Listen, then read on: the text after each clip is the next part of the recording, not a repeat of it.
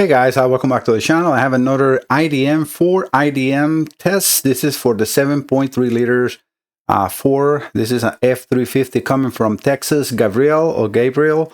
This is your IDM, which stands for injector control module. All right, so I have everything connected. I'm using my computer, and this is his IDM, which got here today. So he's lucky that I actually had everything ready to be connected and tested. So it's going to be a very quick turnaround time, at least for the test for him. Let's see what we find. As I normally do, let me just show you, the IDM so he can see it properly tested or connected. And I have the scanner ready to go. I have also the oscilloscope ready to go. And I did already kind of run it before to make sure my connections and everything was good. But let me show you his folder. So I always create a folder for the customer. And this is, again, Gabriel Estelo. I remove all his information. We can see the bin is actually missing one of the numbers, but it's not a problem because he actually put it as an F-350 2003 7.3 liters. That's what I really needed to. And then the part numbers, we can probably see it from here. Yeah, if I get a little closer, you can see the part number on the IDM, which is, it definitely seems like it was open, but it's in very good shape. It's clean. I don't see any corrosion or anything. It looks like a factory. You can see the bolts and everything. No corrosion on this IDM whatsoever, which is very impressive. It looks like it's a very well-kept truck. I spoke to him, and he told me that his problem is, the concern is left bank of injectors, which is the driver's side bank. No, it does not work. There are no DTCs. I spoke to him, and he said that he checked all the wire harness from the IDM to the valve covers, ohm tested, and everything is tested as well. It's tested as good, but it's no injectors running. So let's see if the problem is in the IDM, or he has a problem someplace else, right? Because the only thing we have here is the IDM. All right, so let me get you into this, and I'm going to put the scanner and the picoscope. Let me just go into the view that you have so I can see the exactly same thing. So since I'm using my computer, in this regard, the big number is not really necessary. On this computer, if you connect your your scanner, and you cannot do a read, all you need to do with the scanner already connected and set what it says no communication, you just exit. You will do a key cycle. Just turn the ignition off, turn it back on, and then retry the communication, and that will work. These computers are all style SPC communication, a standard protocol communication net, bus, and they are a little picky of when you connect the scanner. So if you have no communication, try that trick, and I guarantee you will be able to read fault codes and do what I'm about to do, which is the injector bus test. Very important when you have problems with these 7.3 liters to do a bus test. What the bus test will do is will actuate each injector bank. Then you can start seeing if you have one injector or two injectors or a whole bank not firing. And if that is the case, then you can do wire integrity tests and everything. Be careful because the power that the IDM puts to the injector goes up to 110 volts DC with not too much amperage, but it's enough to hurt you. So make sure that you use insulated gloves if you are going to do a test with the bus test going, because otherwise you get shot and that can really hurt you. So again, no disclaimer. I'm not telling you how you do your test or anything. I'm just showing you the test that I'm doing in here. So what you do in your vehicle is your sole responsibility. All right, so once you enter the computer, well, like I'm doing in this case, so this is the first screen you're going to see when you already connected to the vehicle. And then you enter engine, powertrain, automatic transmission with air conditioner or whatever your vehicle is. And then you're going to go into functional tests. And here is where you're going to select the third one, which says injector bus test. What I have right now is on the bottom, I have the oscilloscope connected. The green channel is connected to the negative activation. I have 8 injectors. Sorry about that. So the two lines on the bottom, they're almost overimposed to each other, is the 2 injector high output drivers. So These is the ones that are going to be showing around 110 volt pulsing, right, for the 8 injectors. And then the green channel is only connected to injector number 1. I have all the 8 injectors, so I will be moving. So we can see that activation on each of the injectors. But if we have power on the bottom, most likely all the injectors are working. And I can see when that happens, we will see all the lights flickering or coming on. And you will see that on the oscilloscope. The oscilloscope is there so you can have a better visual of what's going on. So I'm going to actually turn the oscilloscope on because it was off. It was stopped, not off. All right, so let's do the injector test.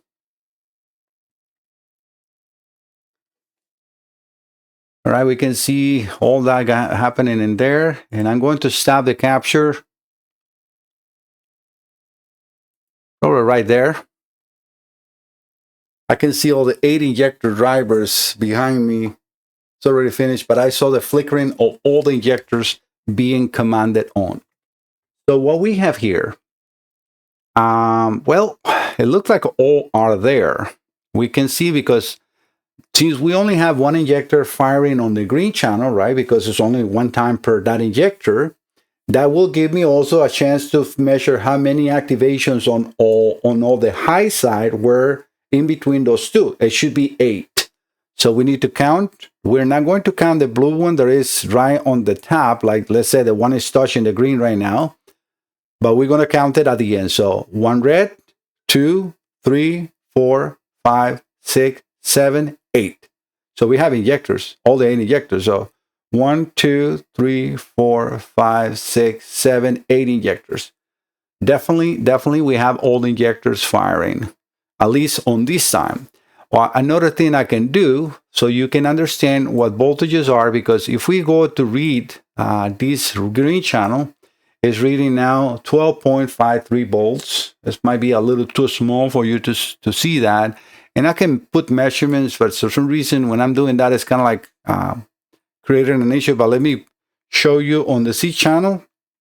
Right there, you got the measurement is reading 13.5 volts. If I read the blue channel, it's 111.2 volts.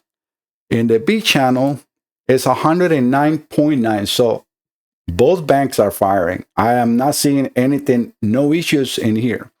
Let's check each of the injector activations and see if they're all happening correctly too, because that's also very important, right? So the high side looks like it's working properly.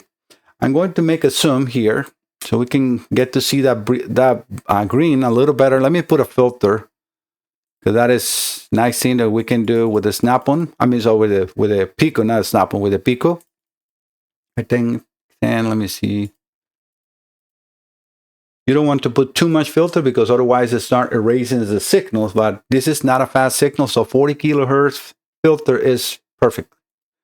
And I can apply that filter to all of the channels, and that is not a problem, but let's focus into this one, which is the one is going to change. So we got the 12 volts on the top, and let's see how far is the driver being pulled down, and we can see it's going to 0.5 volt, which is very normal on these injectors, and it's nice and flat, no arc or like not an arc. I don't know, like a triangle shape look going up, which will be a driver there is failing. If you have like a nice pull at the beginning, then it start to angle as it's being commanded on, that has to stay on flat like that. Otherwise, the driver is bad. So this is what we'll be looking into the rest of the activation. So we want to use this one as a good, right? Because we started and it's working good.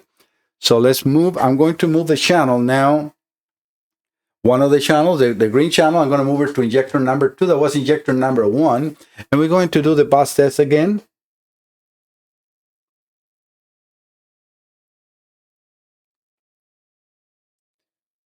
And it's zoom in, so that's why we are not seeing the whole thing. So I'm going to snap that. I'm going to remove the zoom, and then let's come back to where this was running, like right here. Okay, so now we can do a zoom. I'm going to do a zoom so we can see all. Let's do a measurement like what we just did. So we're going to do a maximum. And to the A channel, it's 111. The B channel, 110. and this one 13 volts. So it didn't change. Everything is the same. And we can see that keeping the rulers in there, the low side and the high side on that next injector is perfect. So it's exactly the same way it was on injector number 1. So how is that? It's good. So that is actually working. That activation is working properly. And I have done this test in multiple units that I know that this is a valid test. All right, so let's move this to injector number 3. And one thing that I can do, since I know now, and we all know, right, because we're seeing the data, is either we can move another channel and use, let's say, the blue channel. I'm going to move, let me just think about that. Because then we can check 2 injectors at a time, but we'll be only seeing, no, let's just keep it this way. That will be only to save time, but disregard what I said. So let's play the oscilloscope one more time. Let's go back into the test once again and click it. I can immediately see that that is acting the same way, right? So we already can see that the lines, I'm not sure how far is that for you, but I can do a zoom. So you can see better that the line on the bottom of that green channel, which is now my main concern, is exactly the same as it was in injector number 2. So 1, 2, and 3 are the same. And remember, in 4, you have, let me just actually get the fire in order. 1 second. Just very quick, just so you can see the driver's side. So looking at the front of the vehicle, we got the vibration damper. So injectors 1, 3, 5, and 7 are on the passenger side, and injector, injector, we can see that, yeah, cylinders or injectors, the same thing, right? Well, the same thing for the numbers. 2, 4, 6, and 8 on the on the driver's side. So we are very focusing more into 2, 4, 6, and 8 to see if we have any issues. So now we know that number 2 is good. And I'm going, right now we got number 3. So we're going to check number 4. And then I'm going to jump into 6 and 8 just to make sure that they all look the same, just to keep the video as short as possible, and we can all understand what is happening in here. So let me get back to, and realistically, either view. All right, so I'm going to play the oscilloscope. Let me get that zoom away. And actually, I should have kept it. Let me move this to injector number 4. And since I have this view, just keep an eye on these lights in here, because you're going to see it flickering. They look like they're all flickering at the same time, but they're not. It's going 1, 2, 3, 4, 5, 6, 7, 8, but it's doing it into all the injectors. All right, so I'm going to get out of, again, to get back to the same test, because you have to go back in the scanner. And let's continue and continue.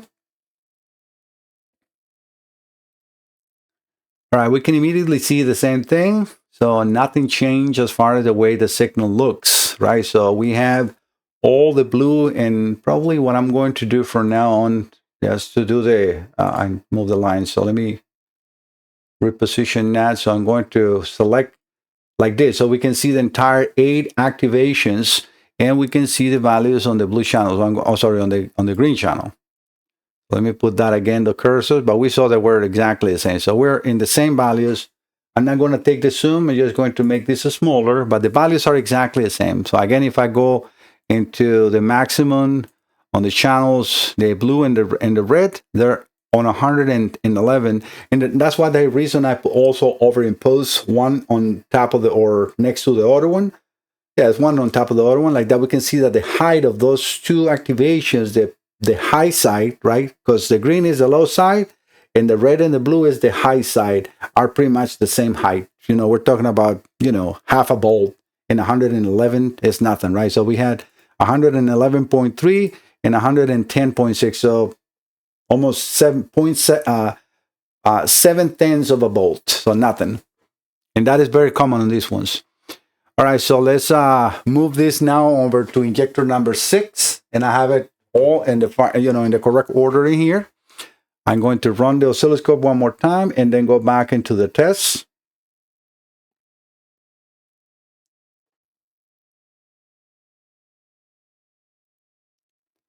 Let's go back into one that we can capture both, and that's injector number 6. is looking exactly the same way, guys. So you see how repetition does make you now an expert too, like me, because we can see that nothing has changed. So everything is looking exactly the same. We got the 8 high side activations, and the green side is being commanded on as it's supposed to every 8 times. You see what I mean? It looks, if you look at the lights in here, it looks like they're happening all at the same time. They're not. They're firing 1, 2, 3, 4, 5, 6, 7, 8. 1, 2, 3, 4, 5, 6, 7, 8. So you see, because otherwise this injector will be always all the time in there, and it's not. It's only when number 2 is being commanded on, right? Or number 6 in this case, right? All right, so let me move it to number 8.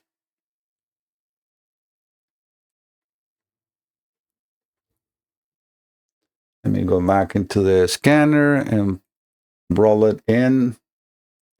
Injector bus test. Yeah, we're immediately seeing the same thing. No change. So let me go back to that activation. I'm going to have to readjust the zoom because in this case, it was in a different position. So let me just do the zoom one more time in the 2 activations of the green channel.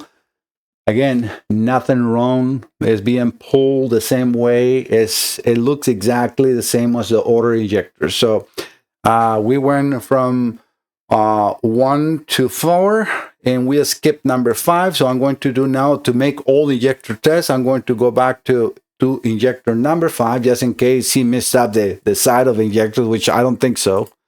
But let's do 5 and 7, which are the only ones that we have not tested yet. And that we are testing all the 8 injectors with no doubt.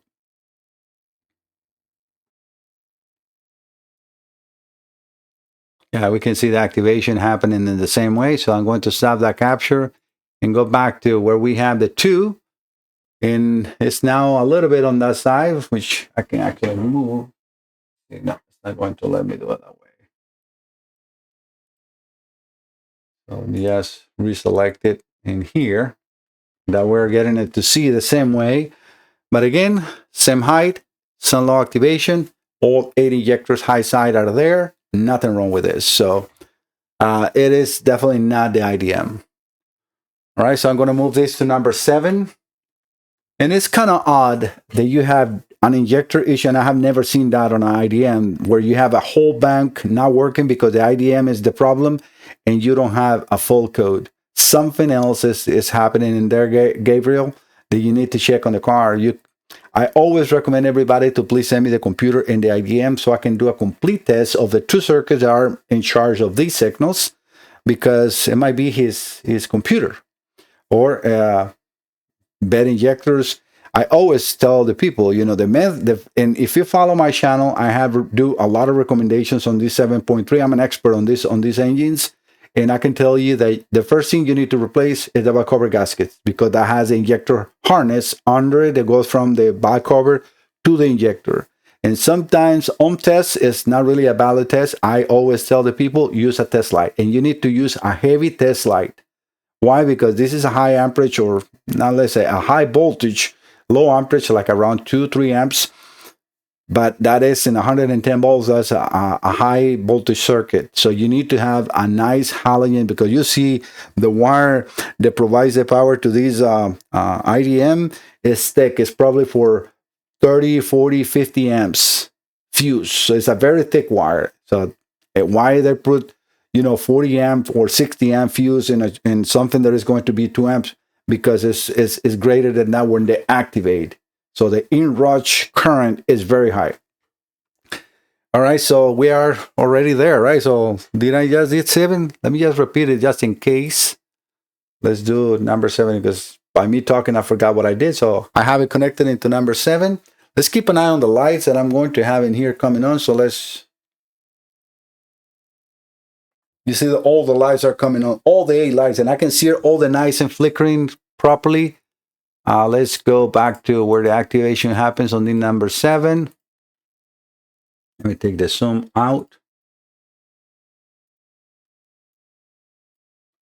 And as you can see in that capture, everything is looking exactly the same way. So yeah, like I said, Gabriel, and to all of you, the problem is definitely not in the IDMs. All is working as it's supposed to. So this will be just a test. I hope that you like the content, because I'm showing you all you can do in the vehicle.